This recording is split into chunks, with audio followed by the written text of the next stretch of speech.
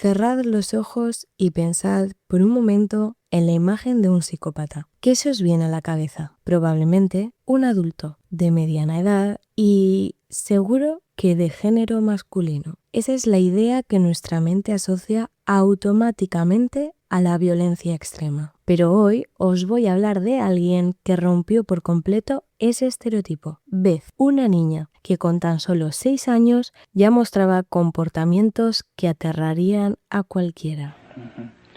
And what would you do to him, Beth? Stab him. Okay. What would you stab him with? A knife. Desde su infancia más tierna, Beth nunca tuvo una oportunidad real. Antes, siquiera de poder entender el mundo, ya había aprendido que no era un lugar seguro. Su madre murió cuando ella tenía apenas 1 año de vida y su padre biológico se convirtió en su mayor amenaza. Abusos, negligencia extrema, días sin comida y 0 afecto. Tell me about your birth father. What was that nightmare like? When he touched my vagina Okay. until it bled, hurt it a lot until it bled, and wouldn't feed me a lot. He'd hit on me, wouldn't be very nice to me. How old were you? 1. And in your nightmare, what happens? I get rough. Pero hay algo aún más importante que todo eso. Beth nunca desarrolló apego, nunca aprendió a confiar, nunca aprendió a amar y cuando eso no existe, todo lo demás empieza a romperse. Años después, una pareja recibió una llamada. 2 niños muy pequeños disponibles para adopción. Eran ellos, Beth y su hermano pequeño. Les dijeron que eran niños normales y sanos. Y durante un momento todo encajaba. Una familia, un futuro, una segunda oportunidad. Pero lo que no sabían es que el daño ya estaba hecho. Al principio eran pequeños detalles, cosas que no cuadraban, comportamientos extraños, reacciones fuera de lugar, hasta que poco a poco empezó a ser evidente. Beth no reaccionaba como otros niños, no buscaba consuelo, no mostraba afecto y lo más inquietante, no parecía sentir culpa. Entonces ocurrió algo que lo cambió todo. Beth empezó a hacer daño a su hermano, pero no como una pelea entre niños, no era impulsivo, era intencional. Lo golpeaba, lo atacaba y en varias ocasiones intentó matarlo. Golpeaba su cabeza contra el suelo, una y otra vez, mientras él lloraba, mientras le suplicaba que parara.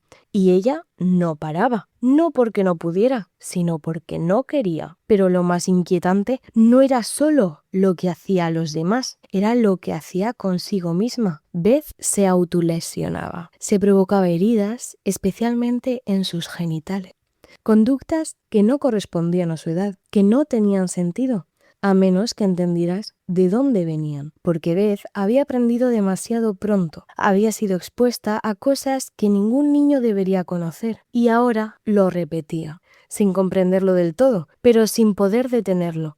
Una mañana sus padres la encontraron con su hermano. Él estaba llorando y ella lo había agredido sexualmente. Cuando le preguntaron, lo explicó con total normalidad, sin vergüenza, sin culpa, como si no entendiera que eso estaba mal. Y ese era el verdadero problema. Con el tiempo, todo fue a peor, mucho peor. Beth empezó a mostrar una fascinación por el dolor. No solo lo provocaba, lo disfrutaba. Empezó con los animales, los pinchaba, los hería. En una ocasión encontró crías de pájaro en un nido. Sus padres le explicaron que no debía tocarlas, que eran frágiles e indefensas. Al día siguiente estaban muertas. Beth les había partido el cuello. En este momento es donde la historia pasa de ser incómoda a aterradora, porque ya no era curiosidad, era intención. Otro día, varios cuchillos desaparecieron de la cocina. Nadie sabía dónde estaban, hasta que Beth sonrió. Le salió una sonrisita malévola y dijo que los había cogido ella. Cuando le preguntaron para qué, no dudó. Quería matar a su hermano y a sus padres. ¿Cómo reaccionarías si tu hijo adoptivo te dice que te quiere matar por la noche con un cuchillo. No había duda, no había miedo. Ella tenía una intención clara. En ese momento, sus padres entendieron algo. Su propia casa ya no era segura. Por las noches tenían que encerrarla con llave. No como castigo, sino como protección para ellos y para su otro hijo. Imagínalo por un momento, tener que cerrar la puerta porque temes lo que tu hija pueda hacer mientras duermes. Finalmente llegó el punto de no retorno. Los especialistas lo dejaron claro. Beth no podía seguir así. Fue separada de su familia no porque no la quisieran, sino porque era la única forma de protegerlos a todos. Ella fue trasladada a un centro especializado diseñado para niños como ella, por decirlo de alguna manera. Niños con algo en común. No habían desarrollado apego. Niños que no confiaban, que no conectaban y que pueden hacer daño sin sentir nada después.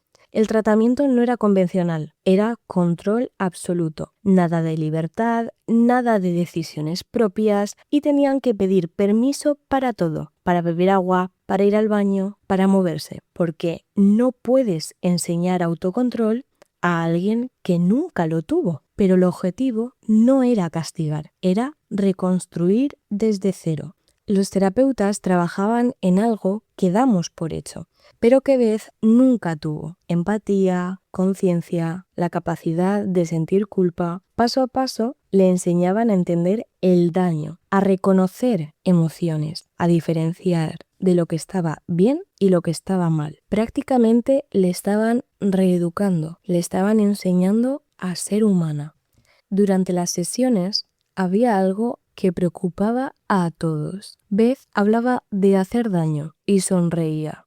No era una sonrisa nerviosa, era tranquila, fría, como si no hubiera conflicto dentro de ella, como si no hubiera nada que la frenara. Y eso es lo que más asusta a los especialistas. Pero entonces empezó a cambiar. Muy poco a poco, muy lento, pero real. Beth empezó a mostrar algo nuevo: remordimiento. Por primera vez parecía entender que lo que hacía tenía consecuencias. Aprendió a detenerse, a no atacar, a convivir sin violencia. Incluso empezó a integrarse en el colegio, con amigos, actividades. Empezó a hacer cosas normales que antes parecían imposibles. Y entonces surge la pregunta inevitable: ¿se nace así o se llega a ser así? En el caso de Beth, la respuesta no es simple. Pero hay algo claro: no fue solo quien era, fue todo lo que vivió, todo lo que le faltó, todo lo que nunca tuvo. Porque esta historia no va solo de violencia, ni siquiera va solo de trauma, va de algo mucho más profundo, de lo que ocurre cuando un niño crece sin amor, sin seguridad, sin vínculo, y de lo que puede pasar si nadie interviene a tiempo, pero también de lo que puede cambiar cuando alguien sí que interviene a tiempo, porque incluso en los casos más extremos, incluso cuando todo parece perdido, el cerebro puede cambiar, la conducta puede cambiar y la persona también. No es fácil ni rápido y no siempre ocurre, pero a veces sí. Y esa es la parte de la historia que casi nadie cuenta. Y así es. Así termina la historia de Beth. Historias como esta nos obligan a hacernos preguntas incómodas sobre la mente, el entorno y sobre hasta qué punto somos lo que vivimos o lo que decidimos ser. ¿Qué hubiera pasado si Beth no llega a ser tratada? ¿A día de hoy sería una asesina en potencia? ¿Hubiera sido una asesina en serie en la adultez?